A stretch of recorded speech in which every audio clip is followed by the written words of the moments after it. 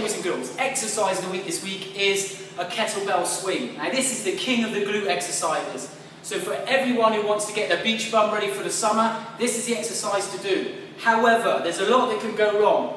What we're going to look at today is how to do it correctly, and we'll look at some of the faults associated with it.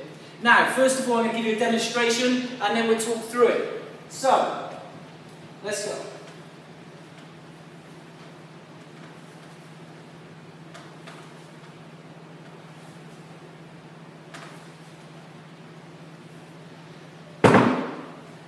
Okay, so as you can see, it's quite dynamic. What we need to make sure when we do this exercise, first point is the shoulders are back.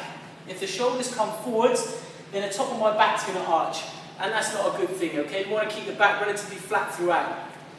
Next thing, you want to push all the way through the heels, okay? So you want to be up like this. You don't want to be rocking forwards on the toes, because then the weight goes through the knee joint, and again, that's not too good. Try to extend the mid back as well, so stick your chest out slightly. This will ensure you keep that flat position, and again it doesn't curl over. Like on many of the exercises we do, we want to retract the core. So we want to pull the belly button back in towards the spine and hold that position. It keeps you more stable, and it also works your core while you're exercising. It keeps you nice and firm. Power on this exercise comes from the hips.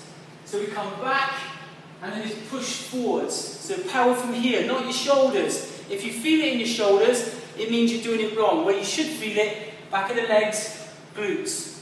Same with the back. You might feel a little bit of tension in the back, but it shouldn't hurt, it shouldn't be uncomfortable. Lastly, we need to make sure our knees and our feet are aligned. So we don't want knees to come in or out. We certainly don't want to set up like this. If it doesn't look right, it's probably not right. Once we get those principles, we can start. Now, there's a couple of faults. First fault is we don't want to start here, because then we have to swing to get it going and then push up. So start with the kettlebell further away, so you can snatch it back from this position, back, okay? From there, and then we start our swing. Follow the movement with your head. If our head's up like this and it's back, again, that's not too good for the C-spine.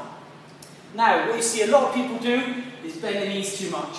If we're bending like this, it's more of a squat than it is a swing. You're going to load the fronts of your legs. So it's not exactly what we're trying to do. So be careful of that.